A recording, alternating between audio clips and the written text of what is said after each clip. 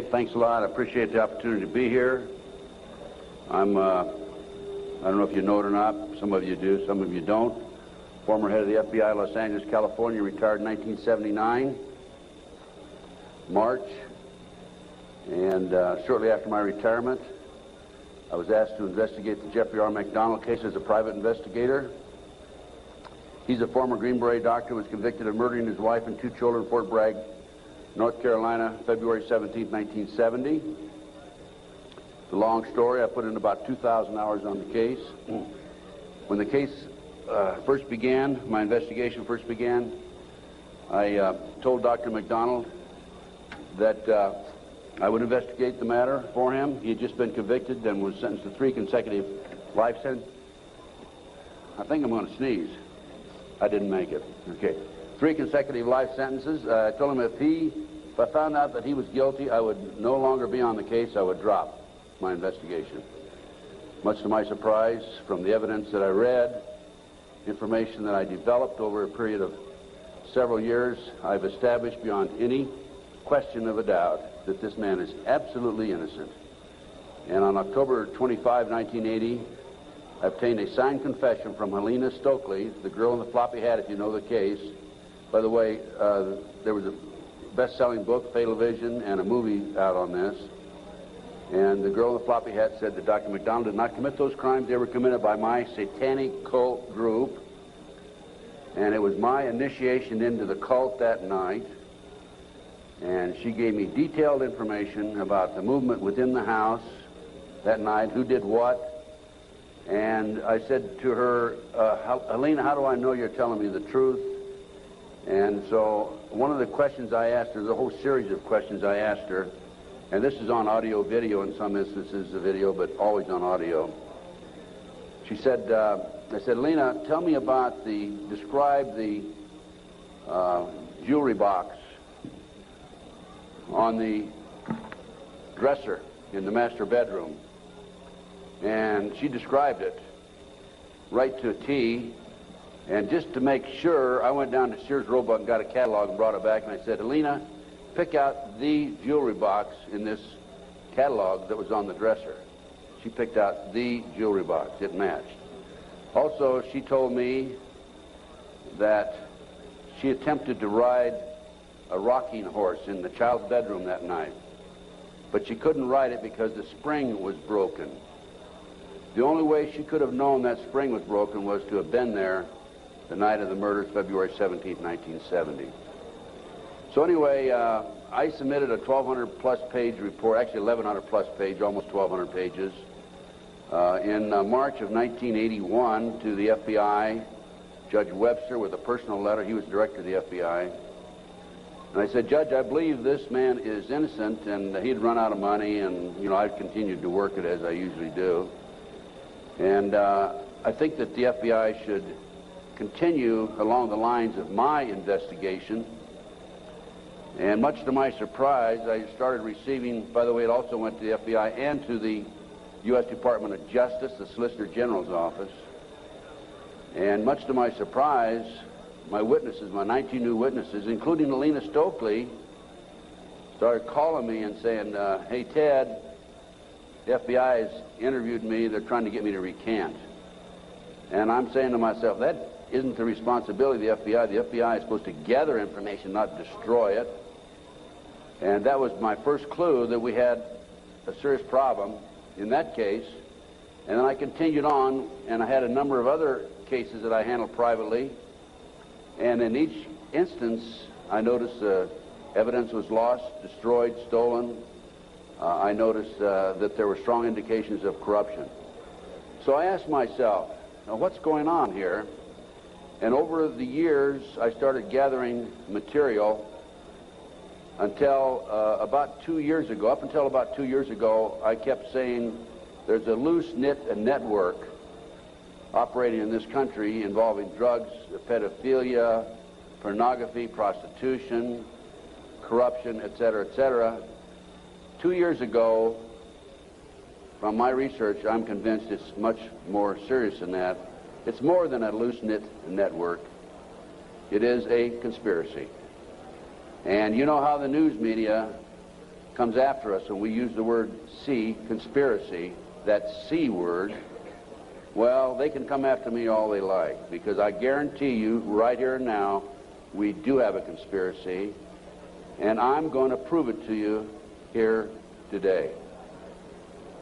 Now, one of the things that convinced me and really got me started in this regard, by the way, this conspiracy involves pornography, drugs, corruption, involves pedophilia, involves organized child kidnapping rings, the finders out of Washington, D.C., CIA cover, covert operation, involved in the international trafficking of children, terrorism, bank accounts, and it goes on and on. By the way, I strongly urge you to go to my booth after this lecture and get my research, my book and my research on missing children. We're going to go into that a little bit in the lecture. But my missing children lecture documents that the finders, an organization in Washington, D.C., this CIA front. It's a covert operation. They're involved in the international trafficking of children. And I have a U.S. Customs report, official U.S. Customs report, in my book on the missing children. So I urge you to get it. It's only $10. Now, if you buy any of my products, any of my research, I beg of you, I don't want you to buy it unless you make a half a dozen copies and send it to your friends, okay? The name of the game with me is not copyright. I could care less about copyright. The name of the game is education, education, education. We need to know what's going on in this country today. So any of my research that you buy, please make copies and get them out to your friends. That's what it's all about. After one of my lectures, here's about 2 years ago, this is why I changed my mind from and using the word Loosenet Network to conspiracy. After one of my lectures, a gentleman came up and gave me a book. He said, Ted, in fact, that lecture was specifically on the McDonald case. Ted, here's what it's all about. Take this book and read it. And this is the book, folks. It's called Pawns in the Game. Now, if you don't know this book, if you don't know of it, I urge you to buy it. I've been trying to buy it, but I noticed one of the vendors out here has it. And please, go get the copy of this book. I forget which vendor has it. What? CPA book. Yeah. I noticed they had 3 copies. Are you with CPA book? Huh? Richard Flowers is CPA. Richard Flowers. Go get this book when it's over and order some more copies. I'm going to order some myself and start selling them in my flyer. Anyway, it's called Pawns in the Game, and it's by William Guy Carr. William Guy Carr had the same problem I did. He wanted to know what's going on in America and around the world. He was a Canadian, however, and as a result of his research, he wrote this book. So we have the Illuminati. Now, the Illuminati was established in 1776 by a fellow named Adam Weishaupt. In 1773, he was commissioned by one of the Rothschilds, House of Rothschild, to put together an organization called the Illuminati. And he culminated his work in May the 1st, 1776. If you'll notice, that's a communist holiday. And we're going to have to move along pretty fast. This is actually a 4-hour lecture I'm going to give you today. We're going to do it in probably an hour and 15, 20 minutes.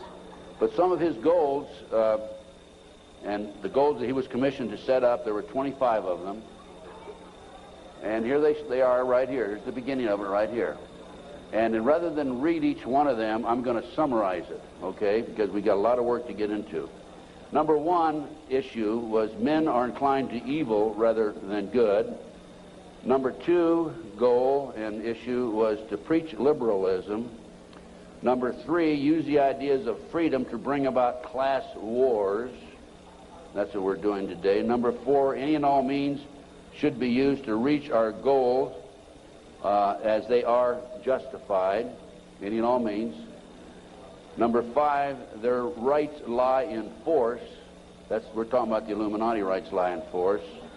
Number 6, the power of our resources must remain invisible until the very moment when it has gained the strength that no cunning or force can undermine it. And if you will notice, it's been a very few people know about the Illuminati, so they have maintained their invisibility until most recently. Number 7, advocated mob psychology to obtain control of the masses. Number 8, use alcohol, drugs, moral corruption, and all forms of vice to systematically corrupt the youth of the nation. I mean, I don't need to document that one. How about South Central LA, CIA drug operations coming in there? How about Mena, Arkansas? Drugs coming into this country, arms and munitions going out. If you don't believe me, talk to Terry Reid, talk to Chip Tatum, talk to some of these other individuals who I know personally know.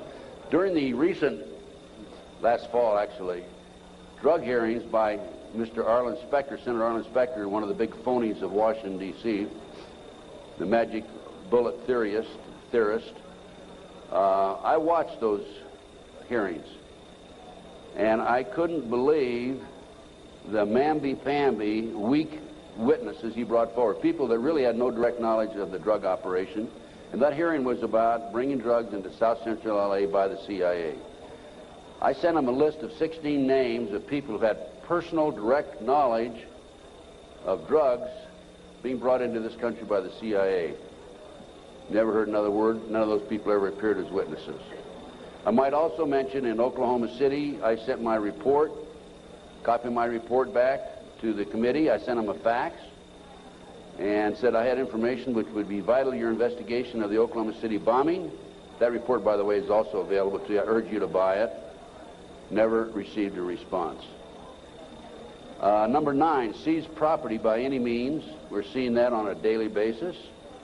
Farmers, businessmen, people who are arrested on nebulous charges, their property's being taken away from them.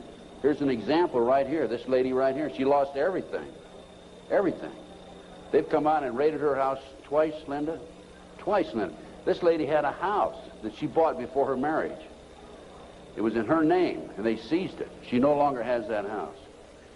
Number 10, deal with the use of slogans such as equity, liberty, fraternity into the mouths of the masses in psychological warfare. Boy, if that isn't Bill Clinton, I never saw it, never heard it before.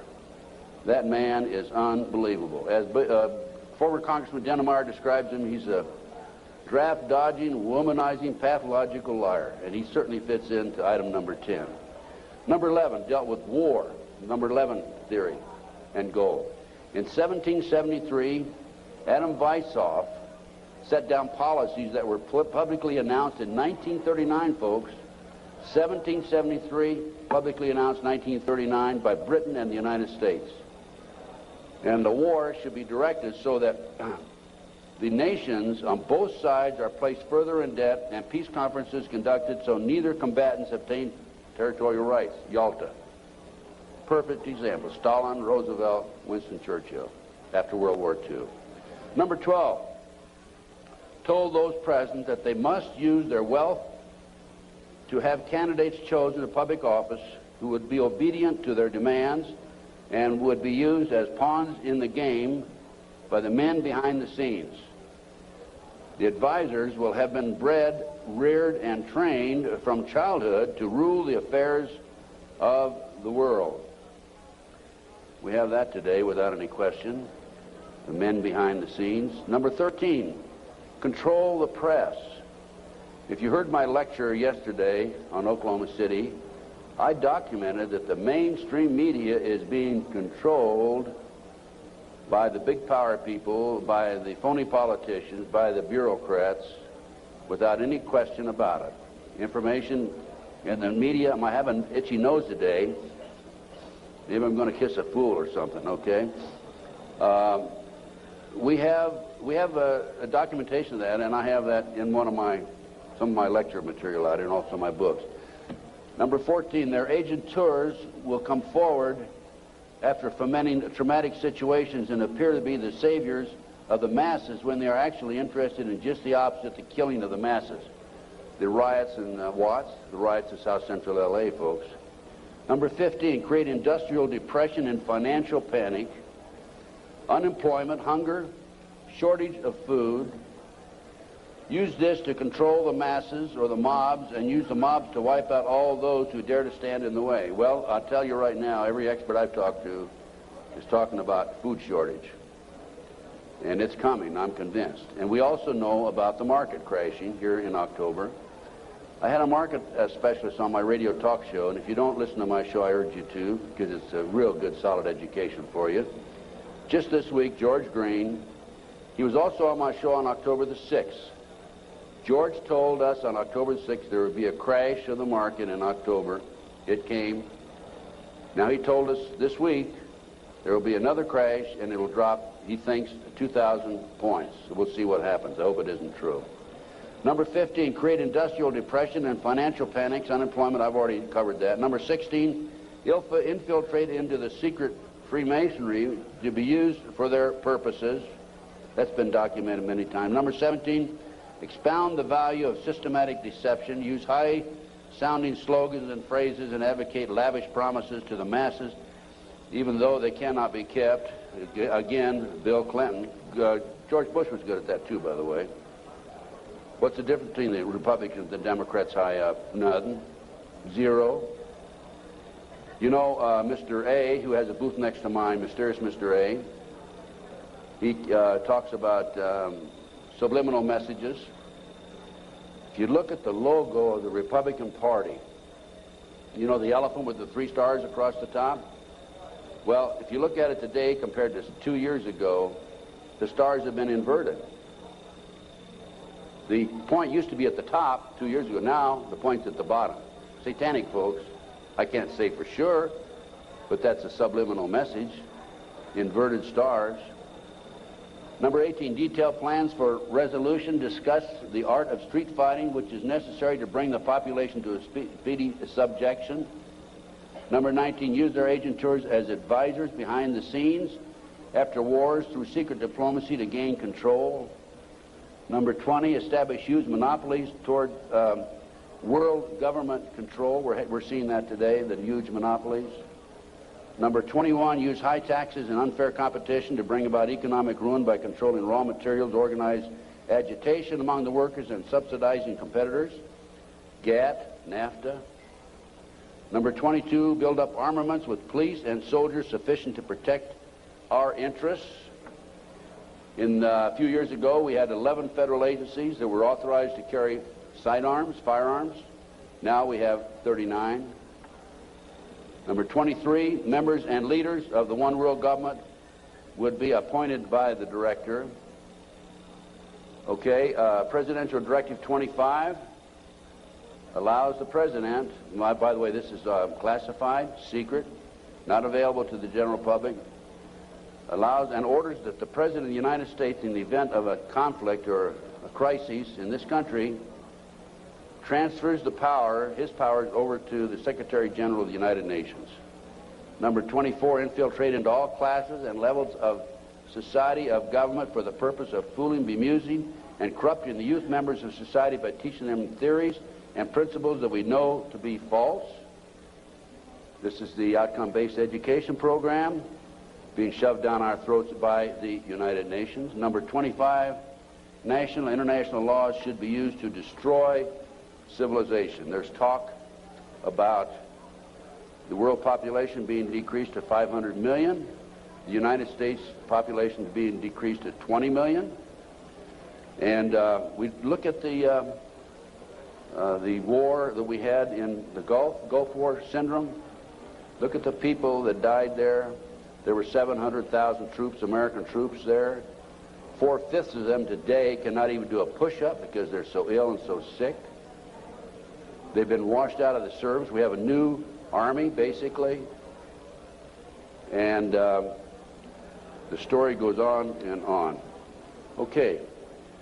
What are we talking about here? There's a considerable overlap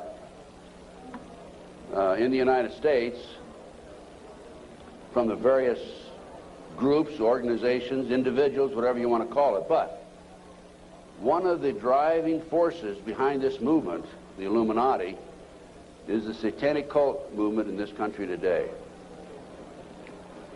Now, when Alina gave me that signed statement, I said, what in the world is this all about? I don't know anything about Satanism. I'd heard the word, and that's about it. From the Bible, of course. So I began my little journey forward. And one of the matters that I developed information about was an individual I learned about was Aleister Crowley. He likes to have his name pronounced Crowley to rhyme with holy.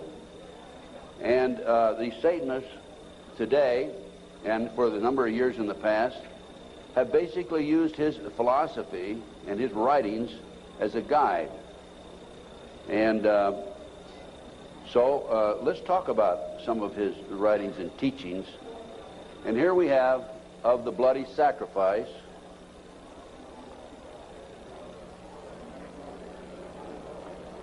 And here we have The Blood is the Life. And here on page 94 of his book, it would be unwise to condemn as irrational the practice of those savages who tear the heart and liver from an adversary and devour them while yet warm. In any case, it was the theory of the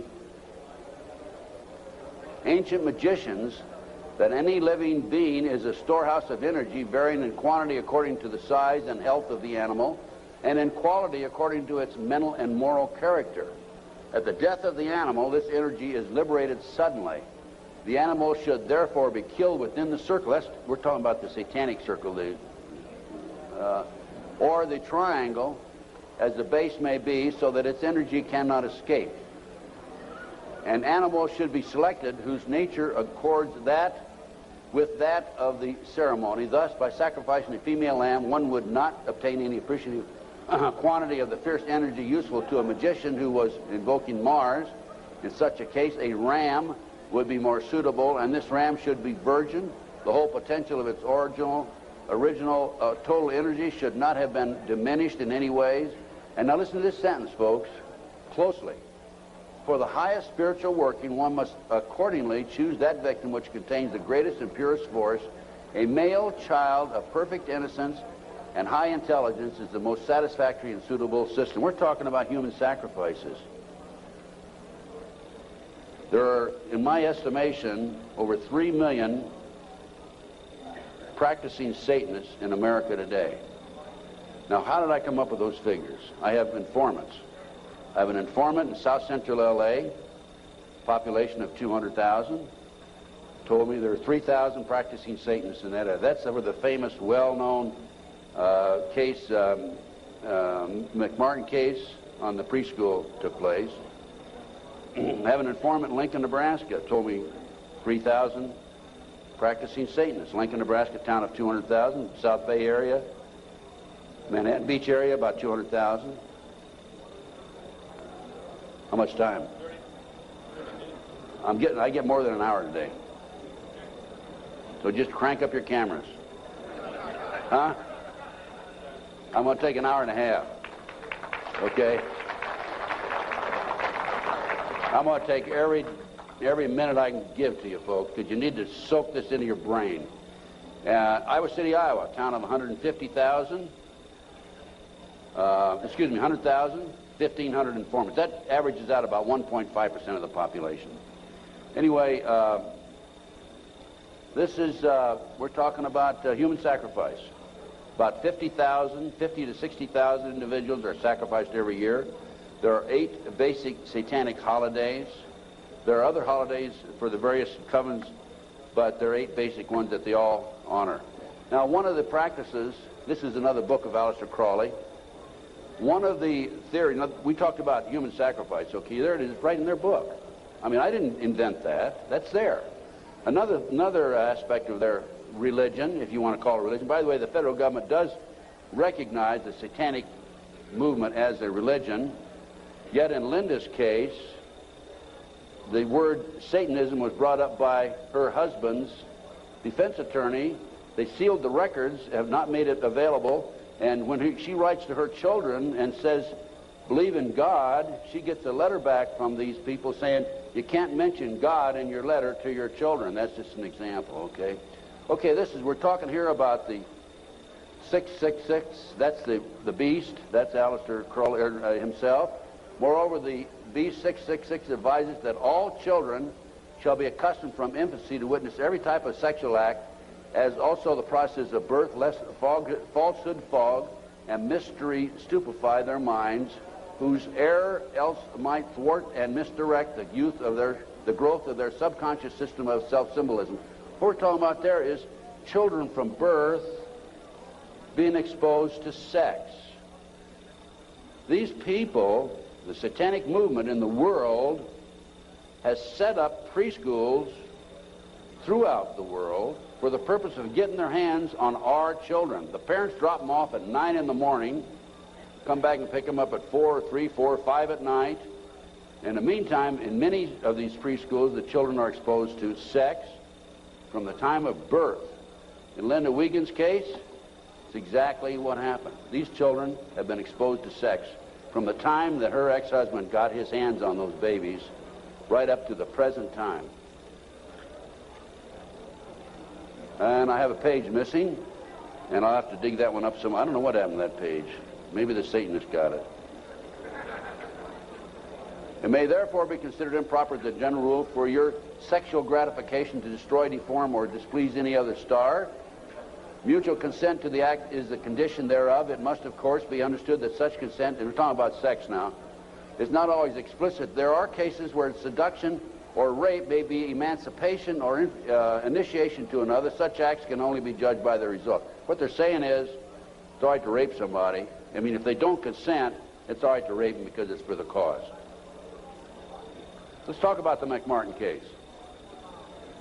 In April 1985, authorities went to the McMartin case and looked for tunnels under the school. The children had said that they were taken into tunnels under the school. There was a chamber down there. They were sexually molested. That involved ceremonies, adults with robes, candles, chanting. Adults had no clothes on under their robes. And they were taken up into a tunnel and a triplex, a bathroom trapdoor of the triplex next door. They were taken out in automobiles. We're talking about 2, 3, 4-year-old children, folks, and prostituted in the community. The authorities received this complaint in 1983. They began their investigation. The authorities finally, in 85, went out and decided to look for the tunnels because they said the children were hallucinating. The children also said that they were taken by air up into a mountainous area where they were exposed to satanic ceremonies based on what they described, and brought back in time for the parents to pick up the kids. So the authorities didn't find anything. We're getting off. Pull those next slides.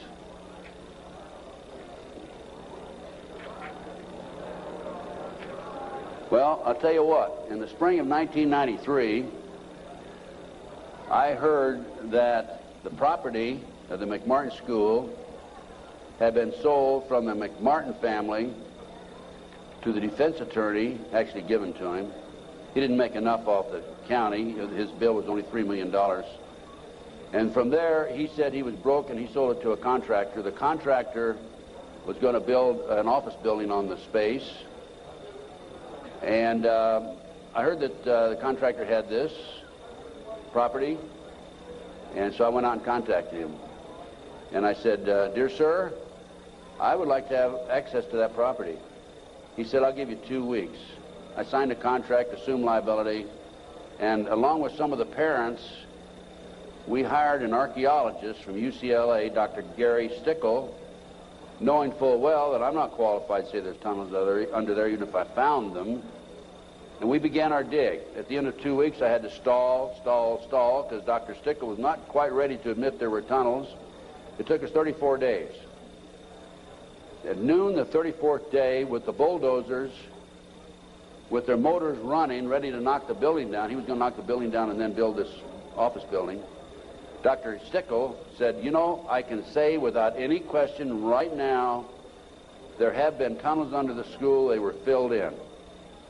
Now, I'm going to show you the documentation on the tunnels. This is it. No, keep it there. Keep that there.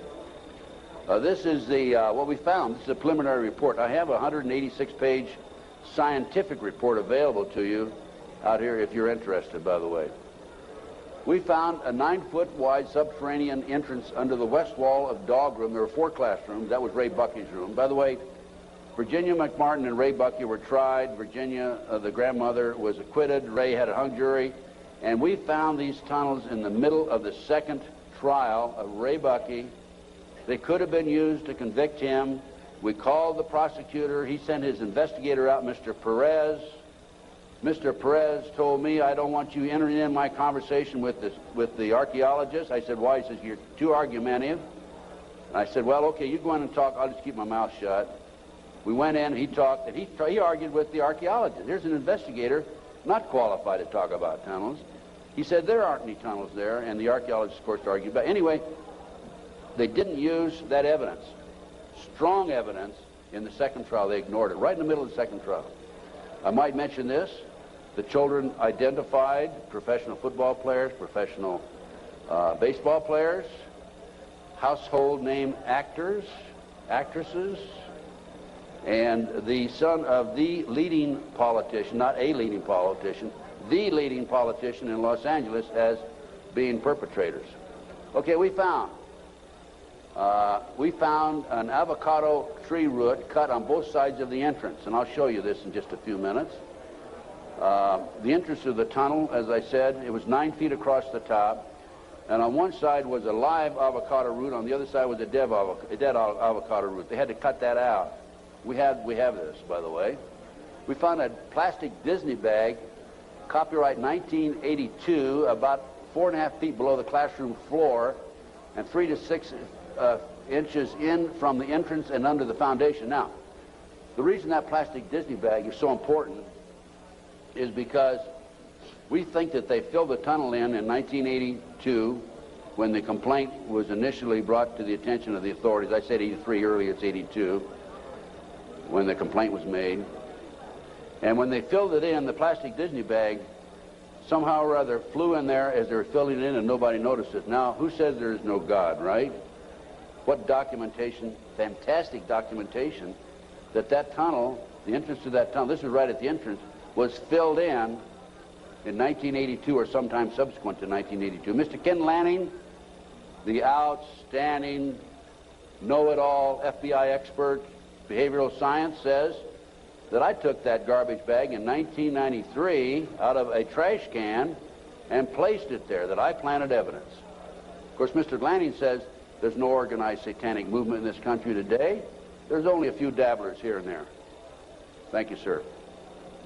We have another 3 hours to go, okay? Can you hang in there? Okay, the tunnel proceeded south, then 45 feet through classroom 4 and 3 and north, then 10 feet within the classroom 4. The tunnels were 30 inches wide, 44 to 46 inches deep, with the top of the tunnel 30 inches under the classroom floor. The children were able to walk through it. We're talking about young kids now, right? The adults had to stoop down and walk through it, but they could do it. The tunnels were built in kind of a triangular, or I should say a semicircle type, so that they had natural support, I guess. These people know everything. They are brilliant. The footing between classroom 3 and 4 was arched, where the tunnel passed underneath it, and 12 inches shorter in depth at this location than the same footing 12 feet to the north. I'll show you that in just a minute. That's significant, because the arch was where the tunnel went, and it was arched in that particular location, whereas 12 feet away, it was 12 inches longer or thicker. Footing between, let's see, there were 4 large upright containers were found in the tunnel under the arch, obviously hand-placed. A 9-foot wide chamber was found along the tunnel across classroom 4. The top of the chamber and the top of sections of the tunnel had layers of plywood covered with tar paper, which had apparently been supported by cinder blocks and 2x2 and 2x4 wooden posts found underneath. Tunnel features made it evident that the tunnels had been hand-dug. The 7-foot tunnel extended into the triplex next door. Tunnel extended from the bathrooms off the office and classroom 1 to the front yard of the triplex next door. Front yard concealed from the street by a 3-car garage.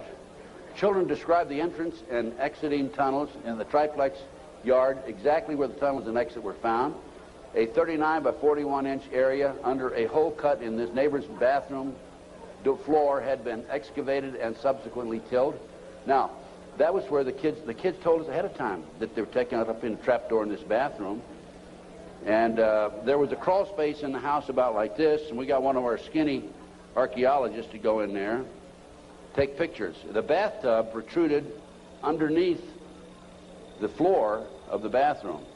There was a bathroom in the back of the same building in another apartment. It did not protrude there. This was the space we're talking about, 39 by 41 inches. Just enough room for a kid to come up and be taken out. Other significant facts: small white plastic plate with 3 pentagrams, hand-drawn on the top of the light green paint, was found by the archaeologists. Pentagrams were hand-drawn by an adult and not part of the manufacturer's design. Many other artifacts were found whose analysis will be released upon completion of the test. The analysis has been released. That's the scientific report I told you about. No doorknobs were on classroom 3, only a dead bolt lock. Each classroom had an on and off switch which was labeled fire alarm. The system did not connect to the fire station but was used as an alert within the school if somebody came around. More than 2,000 artifacts were found under the school floor, including over 100 animal bones. Due to the constraints and time constraints and so forth, we had to discontinue the process on noon the 34th day. By the way, this cost us, a lot of people donated their time. It still costs us money. It cost us between $55,000 and $60,000. I personally put in $17,000, which I ended up, in many instances, paying over a long-term period payment plan. This is a floor plan of the whole lot. There is, right there, the building itself. This is the entrance, the concrete slab, a vacant lot there. This is a yard. And here's the avocado tree we're talking about. And here's the entrance right there. Now here is the tunnel. It came in here, extended here, and here's the chamber across here. We think, but didn't have time to explore this, the tunnel went up here. Now we definitely were able to come up with it here, right here, and it came into the bathroom over here. Okay. There's the entrance. 9 feet across here. I'll show you a diagram in a few minutes. There's the avocado tree. Those roots are live. Over here we had a dead avocado root. Okay, next. There's a plate that was found in the play yard, buried about 6 inches under the sand, with the pentagram on it. That's right. And here's a diagram of the tunnel. This is the entrance of the tunnel. Now that's the floor, the footing for the classroom 4. Here's the plastic Disney bag, was located right there, partially under the footing and partially out. And this AF means artificial fill. And this was the shape of the entrance. Okay.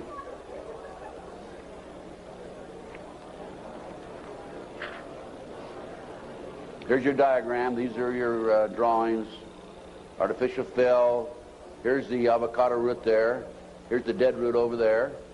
Distance 120 or 21 inches below and 14 inches below the footing. There's the avocado root there, live avocado root. And these are all diagrams by the archaeologists. Good documentation. There's the roots themselves. That shows you the size, 2 centimeters. Next. There's the plastic Disney bag. Turn it over. There's the plastic Disney bag. Disney, classroom 82, 83. Sandwich bag. It was a sandwich bag. This shows the arch of the tunnel. Now, the school was built in 1966, which means the foundation was laid then.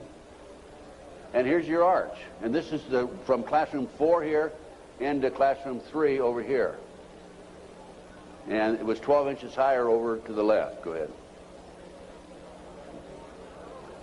There's yours truly looking up. This was in classroom 4, as I recall, and this is where the tunnel extended, right along here. Now, the reason the tunnel's been filled in, you have to understand that, and the reason the archaeologists could say that they were filled in is because the texture of the dirt that had been filled in was different than the natural texture. Okay. Just turn it off for a minute. In addition to the tunnels, I developed information that an abandoned satanic site was in Crestline, California. Crestline, California is in the mountains. The kids said, remember a few minutes ago, they were flown by jet, or flown, they didn't say jet, into the mountains. There's an airport 10 minutes from the McMartin preschool. It's Hawthorne Airport. There's a landing strip in Crestline. I heard about this abandoned satanic site, and I went up to the site, took pictures. And this is what by the way, before I go on with this, I called the prosecutor in the McMartin case. And I told her, hey, I think I know where the children were taken. If they weren't, it's certainly worth looking at. And I will be glad to make this information available to you. And if you want to have the children go up and look at this abandoned satanic site, we can. She said, we're not interested. They weren't interested in hardcore evidence, the tunnel. They weren't interested in this abandoned satanic site. Go ahead. This is what we found. 666, one of the satanic signs. That's a stone on the site. The house had been up here. The day after the McMartin case broke in the news, the house burned to the ground. And it was here. The street's on the other side of the hill. You cannot see the site, this area down in here, from the street. You have to go in, would have to go in through the house and come down. And this, you can see it's quite elaborate. There's my associate, Judy Hansen, who works with me in LA. And next. This is looking at the opposite direction of the picture we just took. And you can see there's San Bernardino down in there. And you can see that on the side of a mountain like that, nobody's going to find it unless you fly over with a helicopter. That's probably an altar, flattened stone. Also an altar, another altar that had been broken. This is, of course, you recognize the star. Now, this is a satanic symbol. Put the next one up. Hold the first one. There it is right there. Put the first one back on. Now overlay them. Turn it around that way. Okay, any question about that, folks? No. Now let's read what that says.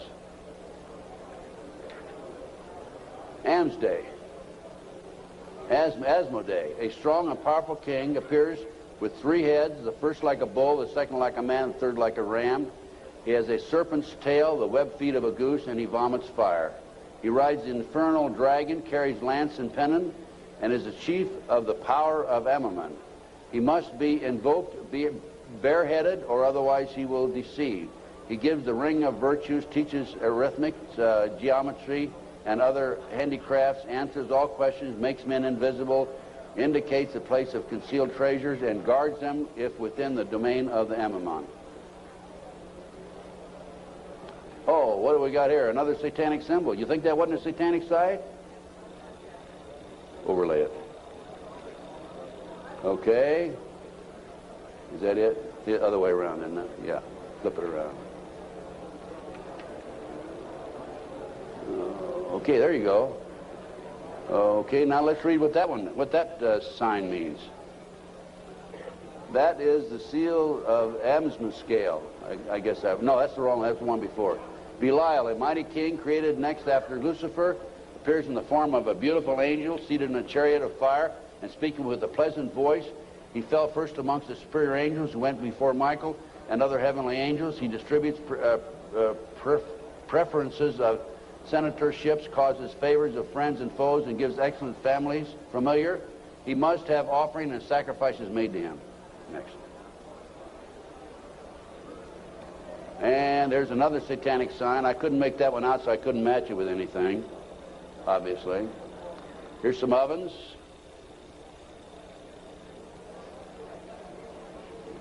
That was a large circle with a number of signs in it, a lot of writing. We couldn't get up high enough that we could take a good picture of it. Next. And let's put that back a minute. That's another case. Okay, nothing came of that. Nobody was interested in an abandoned satanic site, even though it appears to have been related to the McMartin case. I have to say that I was very disappointed. We gathered this evidence privately. The police don't have the capability of doing so. Too many high-pressure people involved. Too many prominent individuals involved. So that's just an overview of the McMartin case, folks. No question in my mind that it was a satanic operation. And Dr. Roland Summit, UCLA psychiatrist, says, who's done a lot of research in this field also, that there are 50 other preschools in the country where the kids have talked about going down into tunnels. Now, this is another case that I worked out of Philadelphia, similar case to Linda's. And this is the Lou Bear case. Lou called me back in, I guess, the late 80s. And he said that he had gone underground with his children. The great FBI came in with their SWAT team, as they did with Linda, raided his house, grabbed him, put him in jail, took the children, turned them over to his ex-wife, whose boyfriend, according to the children, was sexually molesting them. And Lou said, "What can I do, and how can you help me?" So I was willing to go back and testify for Lou.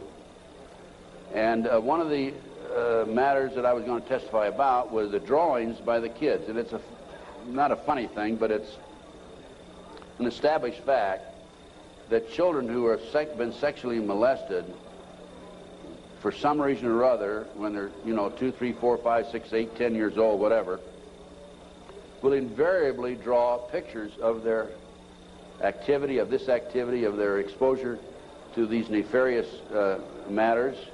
Invariably they do that. Now, when I was that age, I was drawing cars and airplanes, and the girls were drawing flowers, right? But these kids invariably will draw these pictures. As you can see from Linda's case, she has pictures at her booth that her children have drawn. Now, I was going to go back and testify for Lou, and I was going to say that based upon my reviewing the pictures drawn by the children, they've been exposed to a satanic activity. This is the most telltale of all the pictures. I'm going to show you a series of them. This is a totem pole with a goat's head at the top. Children at the various highest level. I understand, again, I say I understand because I'm not sure, because there's so much secrecy involved in the satanic movement. 8, 10 layers of classes of people within themselves, like the dabblers on up to the very highest level. But from my sources and my informants, I've been told that the various highest level of Satanism, you will have the totem pole, which is usually 3 to 6 feet tall, made out of wood, with the goat head at the top. So I was going to testify that based on my experience, that these children were exposed to the highest level of Satanism mainly because of this drawing right here, the goat hole, the totem pole with the goat's head. The judge would not allow me on the witness stand. I flew all the way to Philadelphia from Los Angeles, wouldn't allow me to testify. These are some of the other drawings. This is a body on a slab, undoubtedly an altar where they sacrifice in blood. The genitals, and let me mention this also, children who have never been sexually molested in a recent study, not a recent study, a study back about 7 or 8 years ago, children who have never been sexually molested do not draw the genitals. Children who have been sexually molested, a high percentage of them draw the genitals, and so children who have been ritualistically sexually molested, a higher percentage will draw the genitals. Little Matt Bear drew a picture of people, a fire, baby being thrown in the fire, human sacrifice, obviously. An altar, bone, liver, blood, kitty. And another ritual ceremony. Here's trees, people, fire. And another, people have no cloth on, he says. Table, knife, devil. Okay, that's the Lou Bear case. Now, I think we're going to we got just a few more minutes, and I want Linda to take the podium, talk about her case. But I'm going to run through these next slides real fast, Linda.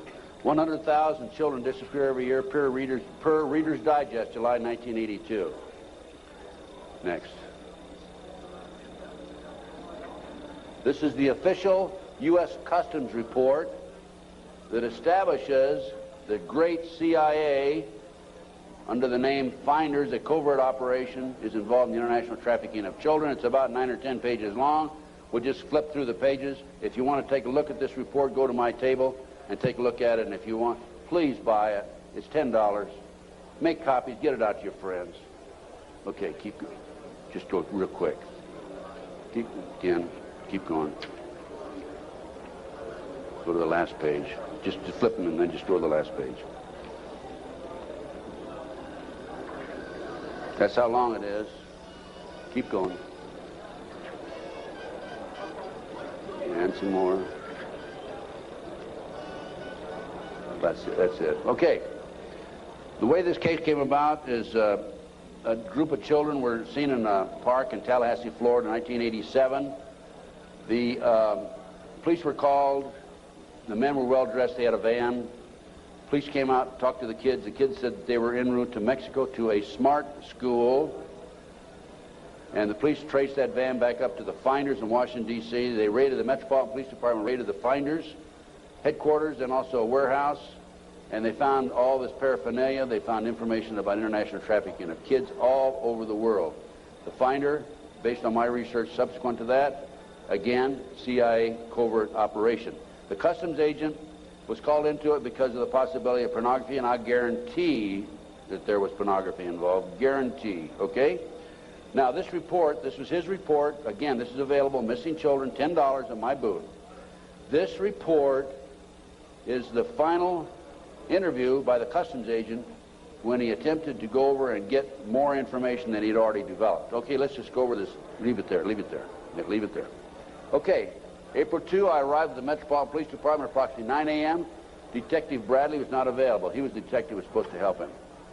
I spoke to a third party who was willing to discuss the case with me on a strictly off-the-record basis. I would advise that all the passport data had been turned over to the State Department for their investigation. They found passports in the van. The State Department, in turn, advised the Metropolitan Police that all travel and use of the passports by the holders of the passports was within the law and no action would be taken. This included travel to Moscow, North Korea, and North Vietnam during the late 50s and mid-70s. Folks, it was illegal to travel there to those countries during that period. The individual further advised me of circumstances which indicated that the investigation into the activity of the Finders had become a CIA internal matter. The Metropolitan Police report had been classified secret and was not available for review. I was advised that the FBI had withdrawn from the investigation several weeks prior, and that the FBI Foreign Counterintelligence Division, that's FBI headquarters, by the way, had directed the Metropolitan Police Department not to advise the FBI Washington field office, that's the field office, of anything that had transpired. No further information will be available. No further action will be taken. No action will be taken. The case was closed, and here we have a CIA internal matter. The Finders group, the Finders case organization, was founded by a CIA agent back in the early 60s, and here we are, 1987, still operating. I have the man's name. I have all the information on it. A real quick overview: CIA experiments with mind control on children, MK Ultra. This is an outstanding article. It's available in that same report. Just flip the pages. Keep going. Okay, folks, I'm going to turn the podium over to Linda Wiegand. We have about another 15, 20 minutes, I believe. And Linda's going to talk about her case. This is one of the most classic examples of corruption I have ever seen. And believe me, you can tell from my lecture that I've seen some pretty awful examples of corruption. Go on, Linda. Linda Wiegand, my friend, God bless her. She's a fighter. Thank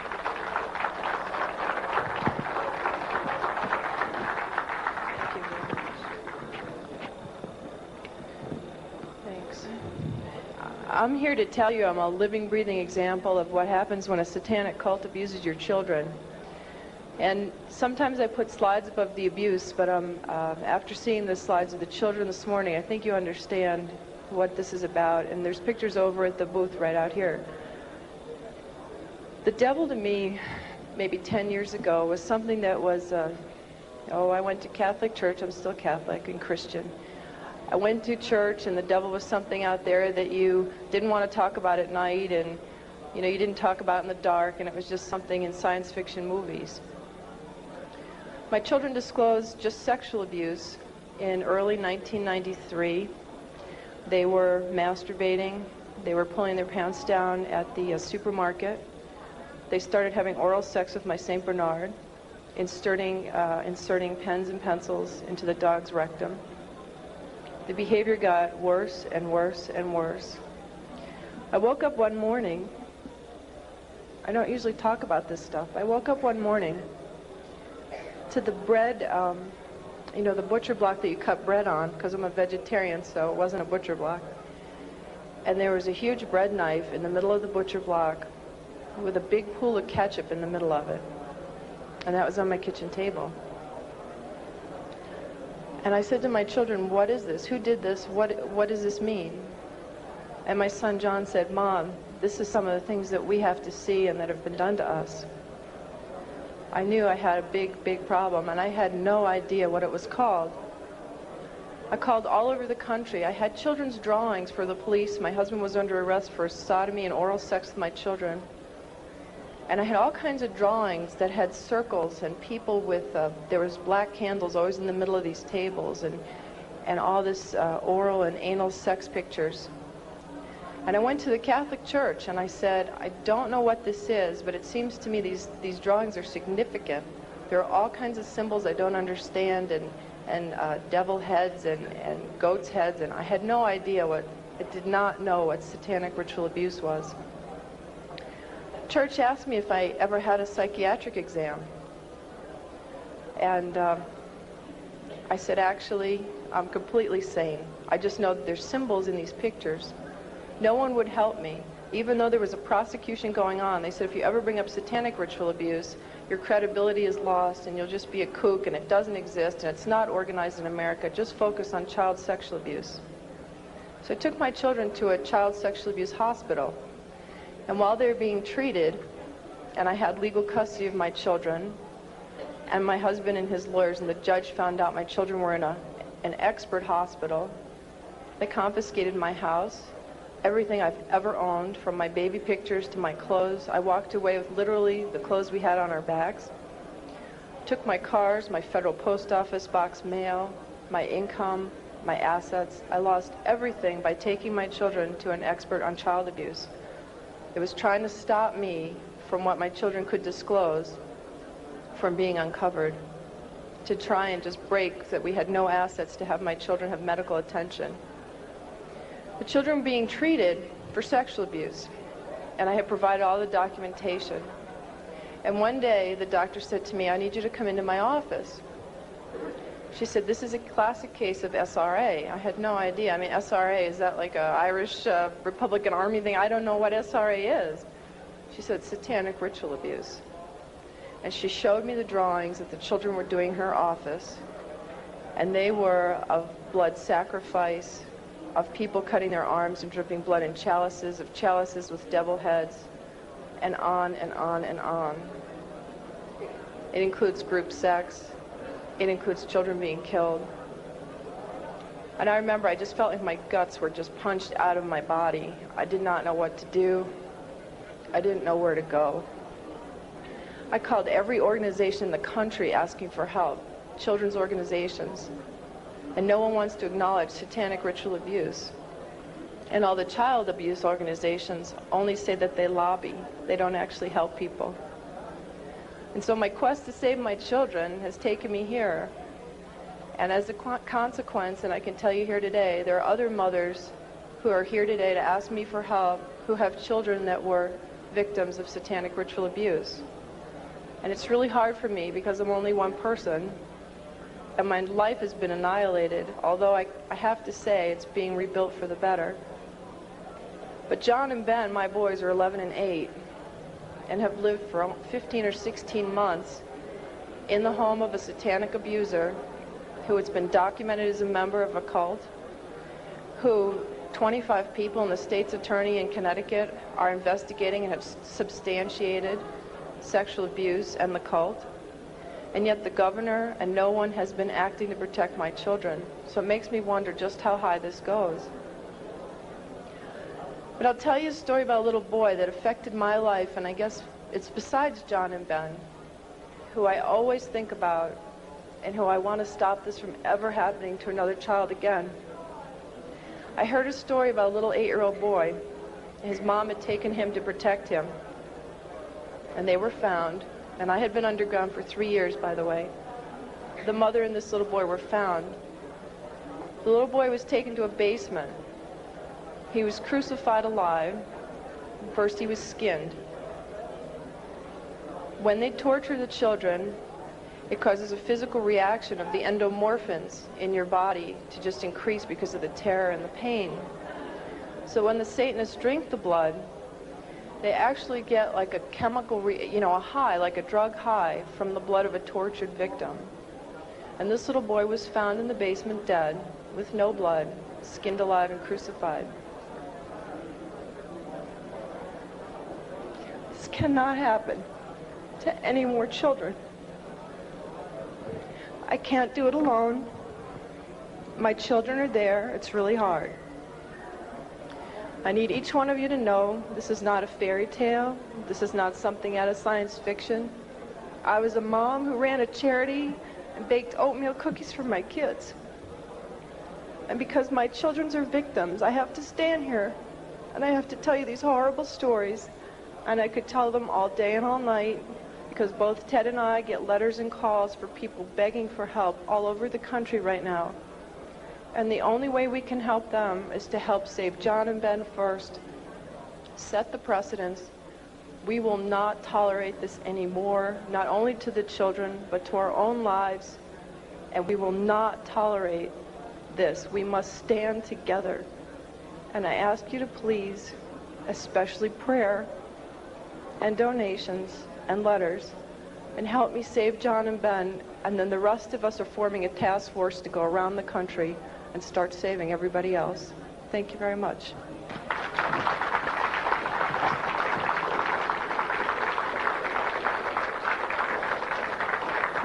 Thank you, Linda. Folks, thanks very much. Any of you have any questions? I guess there's no microphones up here, but go ahead, Renee. Just come down here in front and yell at me.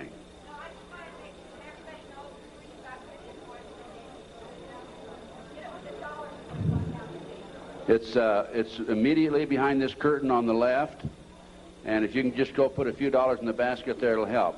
What we have now is we have a team of investigators organized in Connecticut.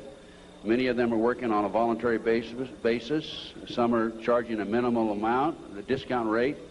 We have attorney fees. We have filing fees to file the civil rights federal violation case against the 4 judges. And the state of Connecticut, which was filed here about 10 days ago, cost us $1,000.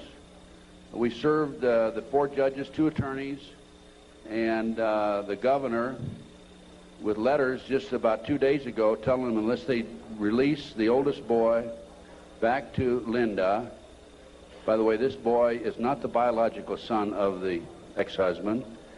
He never adopted this child. Unless they release this child back, we're going to file criminal felony charges against the judges and the governor and others in the state of Connecticut. And we're not kidding. We're going to do it, okay?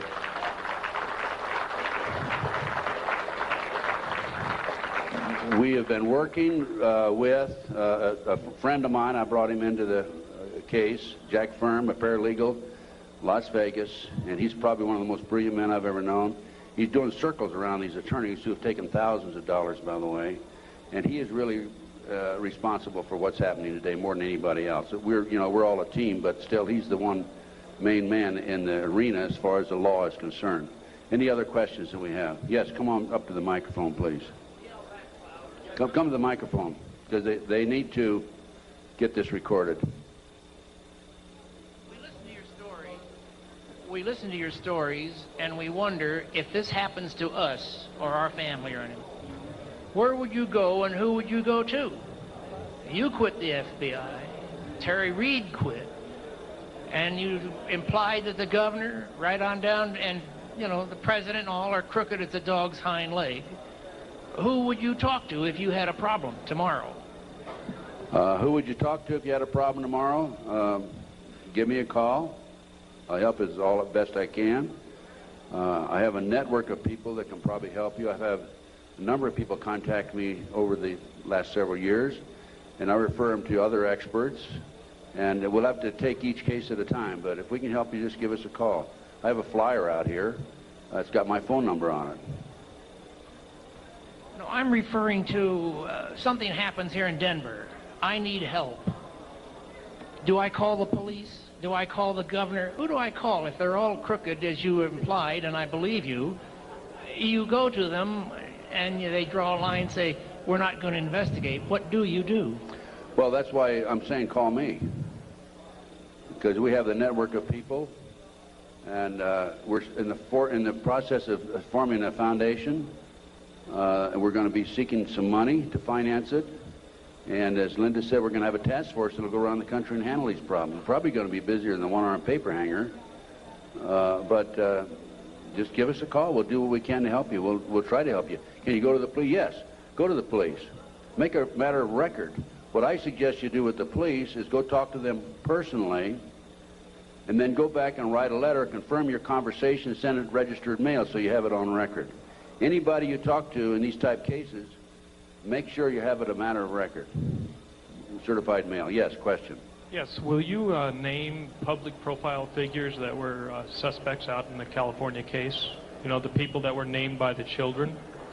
Can you do that? No, I can't name them because I can't prove it. All I can tell you is what the kids said. And the kids, they basically have said that the children were not credible. And I think if I said anything, I'd be open myself to a lawsuit. I'm not afraid. If I could name them without being sued, I would. But believe me, they're very prominent people. They're household words. What elements of possible satanic abuse do you see in the John Bonet case? Interesting question. What elements of possible satanic activity do I see in the Bonet case? I can't prove it. From the day that case broke in the news until today, I see signs of it, indications of it. The tourniquet around the little girl's neck. One of the practices that they have in their mind control activity and is to take a child right up near death and then bring them back from close to death. I would suspect that that's a possibility here, that they took this child too far and the child passed away. I don't know again, but I'm saying based on my experience and expertise, good possibility of that.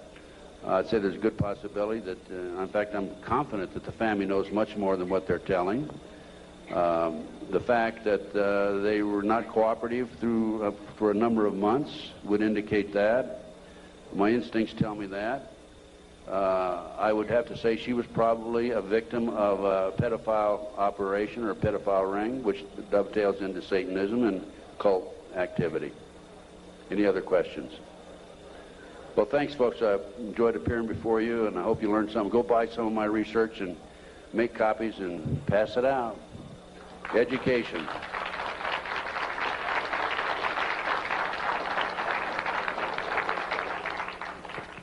And you're in front of a camera too often, and they don't like that.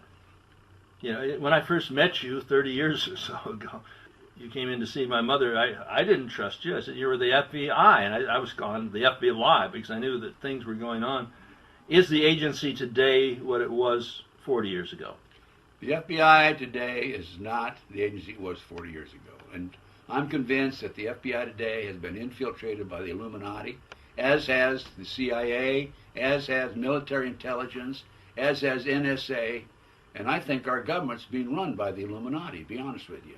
Well, the CIA has been often called the enforcement arm of the CFR, the Council on Foreign Relations, at 58 East 68th Street in New York City. It's the Rockefeller Bund, the Cassius cartel that owns the Federal Reserve. They are involved with the Bank of England. We're seeing the major operation coming from London and from New York City and Washington. Do you think that these craft are military?